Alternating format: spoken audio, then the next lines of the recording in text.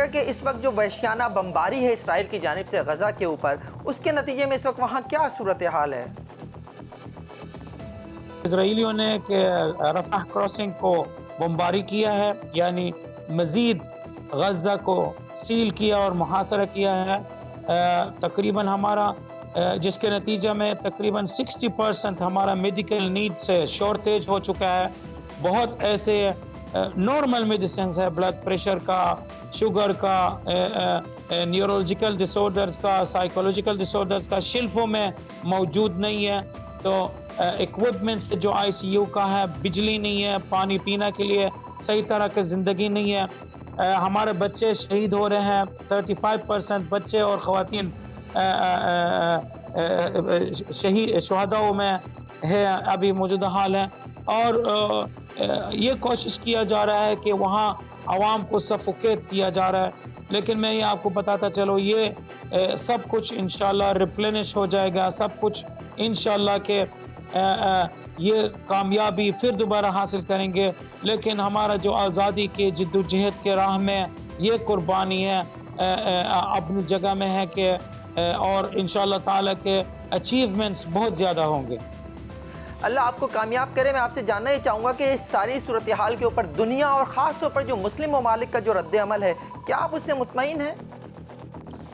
دیکھیں، بیسک چیز ہے کہ جو میں نے شروع سے آپ کے خدمت میں عرض کیا ہے کہ ہمارا کہ انفارچونیٹلی ڈپلومیٹک منوورز اور پولیٹیکل منوورز کے فراموشی کی طرف جا رہا ہے۔ یہ ڈیلز آف سینچری اور یہ ابراہمک ڈیلز ہے اور یہ نارملائزیشن کرنے کا، اس ایکشن کے بعد بہت ایسے چیزوں کو شفٹ کر دیا ہے، عوام اور آفیشیل لیول پر ہے۔ آپ دیکھو قطری کے فورن منسٹری کا سٹانس ہے کتنا مضبوط ہے، ملیشیا کا، انڈونیشیا کا، ایران کا دیکھ لیں کس طریقے سے ان کے جنرلز اور ان کے فورن منسٹری میں سٹیٹمنٹ دیا ہے۔ بہت ایسے مسلم ممالک اور عرب ممالک تحریک مزاحمت کو سپورٹ دیا ہے ڈائریکٹلی۔ یہ تبدیلی آیا ہوا ہے نیریٹو میں، چونکہ ابھی اسرائیلی نیریٹو انٹرنیشنل کمیونٹی میں کوئی ایکسیپٹ نہیں کر رہا۔ یہ بلیک میلنگ ہے جو اسرائیل کرنے کا کوشش کر رہے ہیں، خود جو ٹیررسٹ ہے، خود جو اسٹیٹ سپانسر ٹیررزم کا ایکٹیویٹی کر رہے ہیں، ابھی ہمارا عوام کے خلاف ہے۔ اسرائیل ایک عالمی دہشت گرد ہے، اسے ہم بھی تسلیم کرتے ہیں۔ جو اس وقت سعودی عرب کی طرف سے یہ کہا جا رہا ہے کہ OIC کے وزرائے خارجہ کا اجلاس طلب کر لیا گیا ہے، جبکہ عرب لیگ کے کمانڈر کا بھی کہنا ہے کہ وہ بھی اجلاس طلب کرنے جا رہے ہیں۔ آپ کو ان دونوں سے کوئی امید، کوئی توقع؟ دیکھیں، امید سے زیادہ میں کہہ رہا ہوں کہ رسپانسبلٹی ہے، ذمہ داری ہے، واجب ہے، فرض ہے۔ یہی ہمیں توقع ہے کہ جی بھائی کہ آپ چلے فلسطینی کو ایون سائڈ پہ رکھے، یہ قبلہ اول کے لیے جس کی وجہ سے OIC بنا ہوا۔ آپ کو پتہ ہے OIC 1969 میں کس مقصد کے لیے بنا ہوا؟ مسجد اقصی کے نجات دلانے کے لیے۔ آیا آج 60+ مسلم کنٹریز ہے کہ وہ نہیں کر سکے کہ 70-75 سال سے اس مسجد کو، اس قبلہ اول کو آزاد کرنا ہے؟ آیا کیا فرق ہے قبلہ اول ہمارے ہیں اور دوسرا مقدسات میں ہے، مکہ اور مدینہ میں؟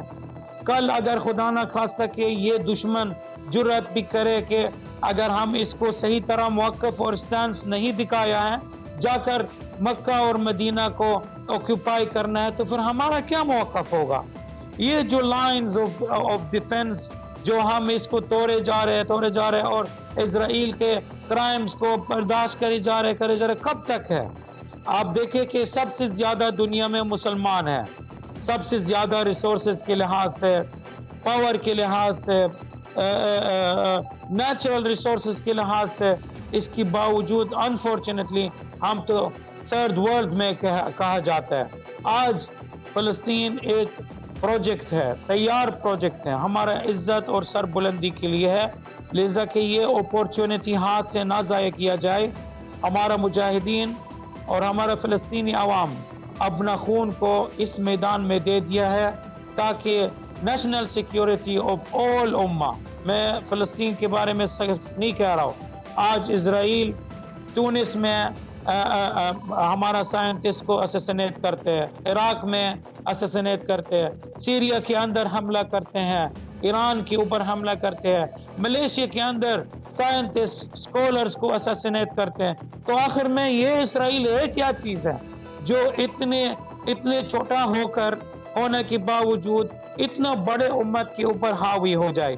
اس کو روکنے کا موقع ہم نے امت کے لیے فراہم کر دیا ہے، اسی لیے کہ آپ لوگوں کے لیے ایک کال ہے آفیشیل سٹینڈز پہ کہ آئے اس میدان میں اس گولڈن اپرچونٹی کو اویل کیا جائے اور اس واحد اونلی آکوپیشن جو کولونیل ایرا سے بچا ہوا یعنی اسرائیلی رجیم کو ختم کیا جائے۔